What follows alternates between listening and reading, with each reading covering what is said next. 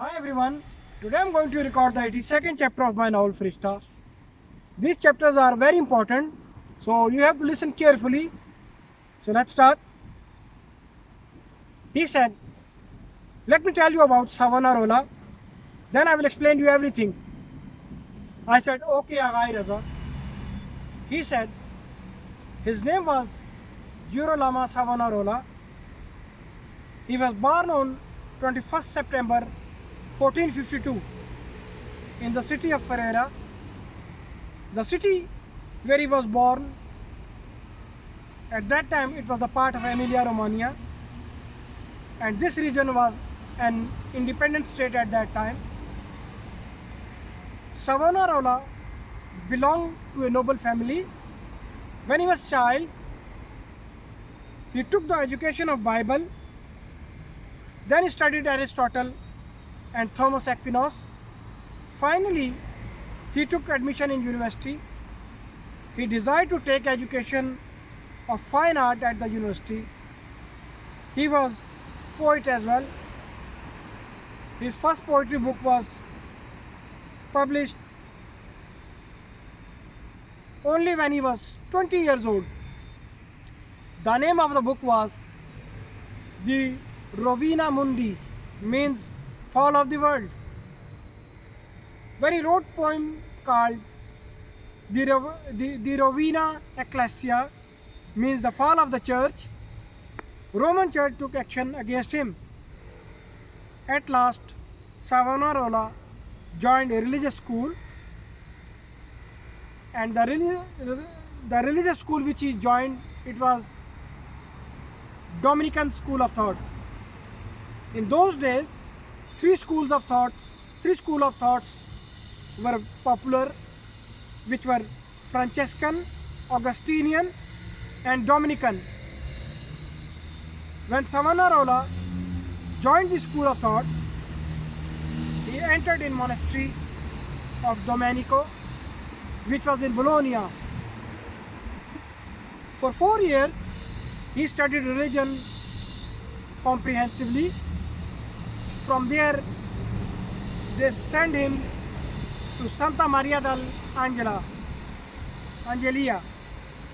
After they sent him to Florence for preaching other people. Savonarola stayed in Florence. Then he went back to Bologna.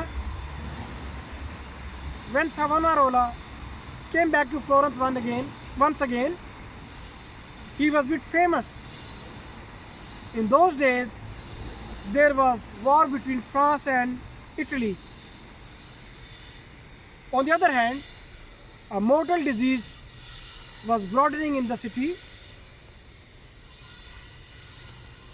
Due to that, Medicis became very weak.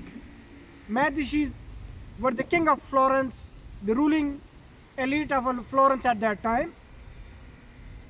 So this was very good for Savonarola, and he became very popular. Then a time came when Savonarola used to give religious lectures, and the place used to be jam-packed. He was that popular in Florence that people used to think about him that he is the prophet of God. Finally, the king of Florence, Lorenzo de' Medici, became his follower. Even the king, Medici family's king, Lorenzo de' Medici, became the follower of Savonarola. He was that famous. In 1494, French King Charles VIII defeated the king of Florence. So like this, Savonarola became the religious leader of Florence. The first thing he did, he banned homosexuality in Florence, which was common in Florence in those days. The Duke of Milan opposed him, and Pope of Rome as well, and Girolamo Savonarola didn't listen to Pope of Rome and the Duke of Milan. In 1497, at Florence, at Piazza della Signoria, He arranged a big fireplace. In that he burnt many precious things of Florence. There were masterpieces of paintings, antiques, expensive jewelry, gems and diamonds, many copies of illustrated Bibles. The Florentine painter Sandra Botticelli became so scared of him, so he brought his beautiful paintings and he threw his paintings in that pile of fire. The famous Italian painter and sculptor Michelangelo was the eyewitness of all this. Nobody has courage to stop him because Savonarola created terror. He trained little kids. He trained little kids for that. The kids of 12 or 14 years old. The kids of 12 or 14 years of age used to go door to door to collect gold, diamond, ornaments and expensive things to burn them. Nobody had courage to refuse them because otherwise Savonarola will become their enemy. And people weren't able to afford his infuriation. The French king was behind him. In fact, French king was behind him.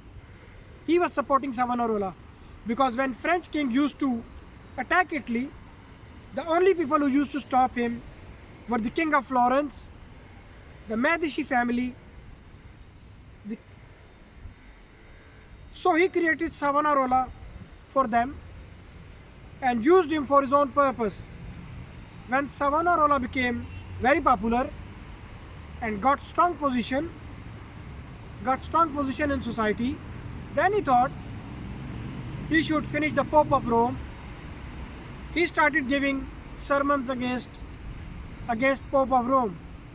He used to tell people that I speak with God. In other words, he called himself the prophet of God. The French king achieved his goal, and the Florence and the Duchy of Florence was under his control. The reason he created Savonarola, that was completed. So now there was no need of Savonarola. He wanted to get rid of him, and it wasn't difficult for him because he created him. The people of Florence were sick of him. The Franciscan orders people asked him to jump in the fire. It was an open challenge for them. It was an open challenge from them. They said, if you are really prophet of God and you talk with God, then he will save you. He saved you exactly as he saved his prophet Abraham. As God saved Abraham in hot burning fire, Savonarola didn't accept their challenge. He refused to jump in the fire. So like this, people stopped believing him.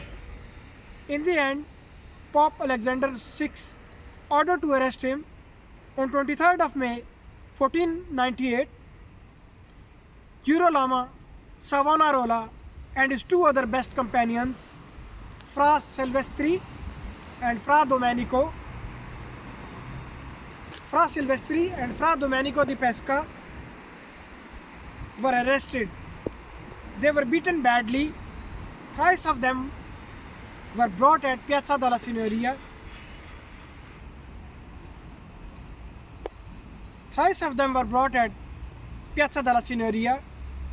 Where a few years before he burnt famous paintings, gold, gem, diamond, antique things, precious illustrated Bibles, and things like these. They were being tied and they were burnt alive in front of Florence people. Not only the common citizen of Florence saw all this, even famous and renowned poets, writers, scholars saw. saw him burning alive. The famous political scientist of that time, Niccolo Machiavelli, was there as well. The one who wrote book The Prince. Then Giacomo Bonardi and Luca Landucci were there as well. Luca Landucci wrote in one of his articles, the person who burned precious things of Florence in the fire, who even wanted to burn me as well, today he himself can't save himself from this fire. No one is there to save him. When they were burnt completely, then their ashes were thrown in Arno River. Arno River is in Florence. I said, now I found some clues. There are some similarities about contemporary political scenario, but I want to hear it from your mouth, from your point of view. He said, you must know when Russian army entered in Afghanistan. I said, in 1977. He said, but I'm sure that you don't know about this. Who invited them to invade Afghanistan? I said, they invaded on their own. He said, no. There were some political parties in Afghanistan who invited them to invade Afghanistan. In fact, they invited them for their help. So the Russians sent their help in this manner. After that, Hafizullah Amin became their puppet. Then he started developing his relation with America, and Russian didn't like it. That's why they invaded Afghanistan in 1977. Although Andrei Gromyko was against all this, during this period, Americans placed their all puppets everywhere, wherever they wanted. In Pakistan, Ziaul Haq, in Iran, Ayatollah Khomeini, and in Saudi Arabia, Shah Khalid. Now America was planning to use all these puppets according to their plan. Like French king in the beginning supported Templar Knights and Savonarola. When he achieved his goal, he created strong propaganda to crush them, and he did it. French king and Roman Pope, both of them got rid of them. Similarly, the Mujahideens were fighting against Russians from 1977 to 1987. Russians entrenched so many explosive mines in Afghanistan that you can't plow the fields and grow anything. Then Americans started bombardment and ruined this country. No place is safe there, neither earth nor sky. The country who is fighting from last 25 years, it's a lot of time.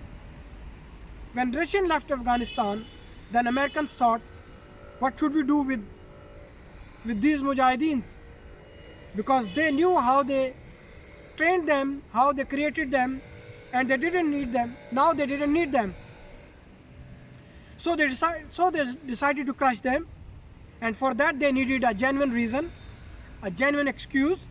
It wasn't the time of Templar Knights and Savonarola that you decide in one day,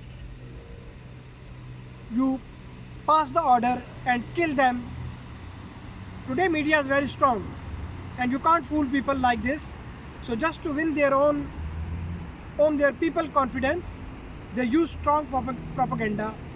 And with the help of media, you must have heard of videocracy.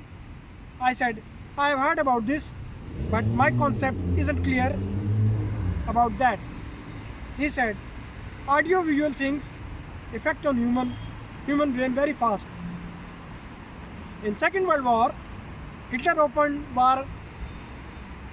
warhead at different places, and once the situation was out of control, he was unable to handle everything. So he used some special kind of war strategies in different war fields which were in open space. He used to leave the tire marks. So when opponent used to come and see that he has huge force, for fighting battle. They used to think that Hitler's force is unbeatable. He got success. He got success because of this strategy, and with less force, he camouflaged himself. Before starting World War, he used to read books about world famous war strategies. When he read in the Battle of Badr, the force of 313 people defeated the 1000 force of infidels, he got shocked. And when he read they used to divide army in two groups or in different groups, one for the attack and second as a backup or reinforcement, he got surprised reading that. So he made this formula as a base of conquering the whole world. So we were talking about videocracy. We see films many times. After seeing them, we believe what we see without knowing the facts. As we see something on the TV and we believe that what they are showing us is true.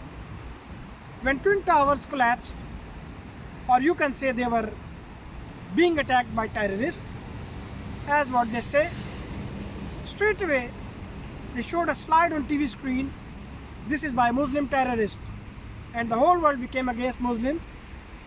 Not even against Muslims of the whole world.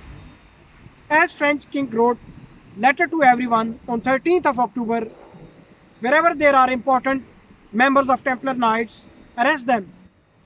Some of them were arrested and some of them went on exile and some of them lived their whole life in prison and died there. Thank you very much. I hope you like my video. Like my video, subscribe my channel and press the bell icon. And in this chapter I talked about Savonarola and Templar Knights. Normally there is no relation between 9/11 with these people, but the people who, the warmongers, the people who make strategies about war, they read about these things, they know all these things, what happened in the past, and they follow these footsteps with the modern technology, and they attack poor countries and the rich countries even where there is a petrol. So these are the chapters you have to listen carefully. Thank you.